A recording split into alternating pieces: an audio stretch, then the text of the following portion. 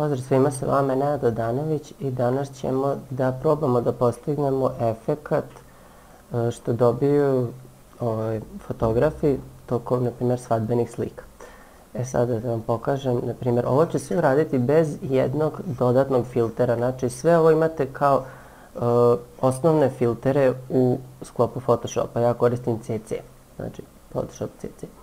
Sada, osnovna slika nam je ova, a posljednji efekt što trebamo da dobijemo, da dođemo do njega, je ovaj. Dakle, tu vidite tu promjenu u boji, nijansama, kontrastima, tu malo vinjetu gore i dole. Pa sad da vam pokažem sve ove korake što smo prešli. Sad ću to sve lepo da obrišem. Pa da krenemo iz početka. Napravit ćemo kopiju ovog lejera. Ok, sad da sam rekao da neću praviti nikakve prečice. Može ovako. Duplicate layer. Background copy. Nazvat ćemo ga, s obzirom da će on ići na screen, možemo tako da ostavimo SCREN. Sada ovo prebacujemo na screen i opacity će nam biti 40%. Sad sljedeća stvar što ćemo uraditi je ćemo ubaciti exposure. Idemo ovdje dole na efekte, FX, to je ne FX, ovdje ovaj kružić. I imamo ovo exposure. Sada, ovo je bukvalno dodavanje, isto tako kažem, malo kontrasta, ali mnogo znači na ovakvim slikama. Sad, jedina stvar ovdje što ćemo promijenuti je offset i to je na minus 0,0167. Evo vidite, jedina promjena što se baš primeti je ovdje dole kod ovih tamnih boja. Vidite, cijela slika je dobila to malo kontrasta, da kažem. Evo sad ću da uvećam ovdje. Vidite, to je ta promjena što se tiče tog dijela efekta. Idemo dalje. Sljedeća stvar što ćemo uraditi, ubacit ćemo curves. Čimo dole također na ovo dugme pritisnemo i idemo curves. Sad tu ćemo da ubacimo malo tamnijih boja i malo svetlijih, znači opet da dodamo taj neki kontrast, ali blago, s obzirom da ovo ne treba da ispadne neka suviše, da kažemo, nalickana slika, nego da ispadne i dalje prirodna. Dakle, ovako, kako pomeramo ovo gore, tako dodajemo svetlije tonove, kako ovo dole tamnije. Ovako nešto. Pa ovo je približno, samo da vidimo prije i posle, eto tako, dobili smo kontraste. Do ovih najviše se vidi, na primjer, na zidovima, na haljini. Evo sad ćemo da uvećamo da vidimo tu promjenu. Vidite, uopšte cijela slika je dobila malo tog kontrasta, tamnije boje. Sad sljedeći efekat što ćemo da ubacimo će biti vibrance. Dakle, idemo opet dole na ovo dugme i vibrance. Sad ćemo tu ovako, vibrance ćemo da povećamo na 50,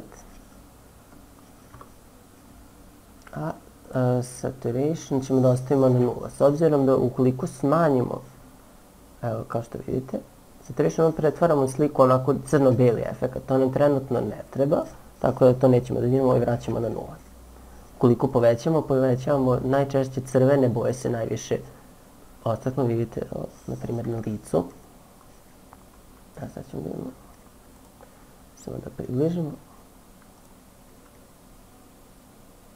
Evo ovako. Dakle, evo kao što vidite, što više stavim veći ovaj saturation, bit će, da kažem, crvenija, toplija nekako slika. U suštini, ukoliko ga smanjim na recimo minus 50, slika prelazi već polako na crno-bela boja. Ukoliko je minus 100, potpuno je došao na tu sepiju, crno-belu boju, ne znam kako kažem, crno-bela, ajde. Ali mi to nećemo da diramo, tako da ostavljamo na 0. Ok, sljedeći efekat što ubacujemo je gradient map. Dakle, idemo ovdje dole i tražimo, evo ga, gradient map. E sada, ovdje ćemo koristiti fotografske filtere, što automatski isto imate, ako resetovat ćemo ove moje, ovo su na početku koji dobijate po defaultu. E sad ovdje imamo dole, znači također dobijate photographic tuning. Ok, e sad ovdje ćemo izabrati neku boju, znači trebamo da ispadne što više prirodno, znači ovako nešto je suviše. Da vidimo ovako.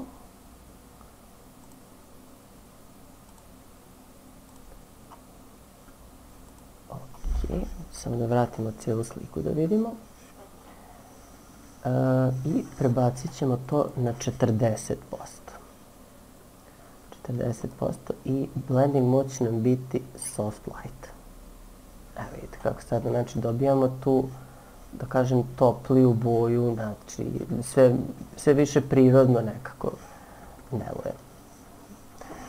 Dakle, idemo, sljedeće ćemo napraviti vinjetu. To je ono crno ovako okolo što ćete imati, vidjeti, ali ja prvo sve da napravimo ovo jednom layeru. Ctrl, Alt, Shift, E.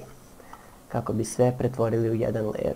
Sad kažem iskreno, ja znam samo tu prečicu, ne znam kako se pravi drugačije, sve jedan layer, tako da Ctrl, Alt, Shift, E da bi sve pretvorili u jedan layer. I onda idemo filter. To prvo ćemo ovako da desni klik ćemo na taj layer da stavimo i konvertovat ćemo ga u Smart Object. Tako da ne bi gubili ništa na kvalitetu. Sljedeća stvar što idemo smo rekli filter, lens correction. Tako sad idemo ovako ovdje custom.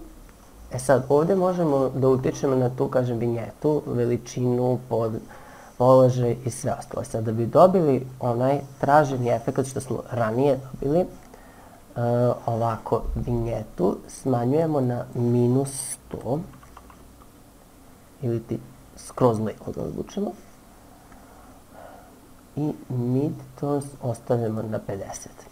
E sad, tu kažem, tu se možete igrati također da li hoćete gore da bude tamnije, da li da je više ili manje, toga se stvarno, evo, možete vidjeti sami, evo, što više povećamo ovdje, on se smanjuje. Dakle, midpoint varijanta, on pokazuje, znači u sredini nam je, ali eto, to su te, da kažem, promjene. Ostavljamo na +50. I, ok. Ctrl, Alt, Shift, E ćemo ponovo. I to je taj efekt, evo sad ćemo da imamo samo konačno. Sad ja naravno ubacujem. Sad sam se zeznuo.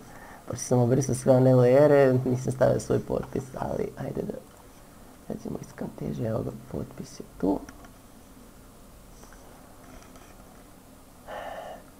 I njega ćemo naravno da smanjimo.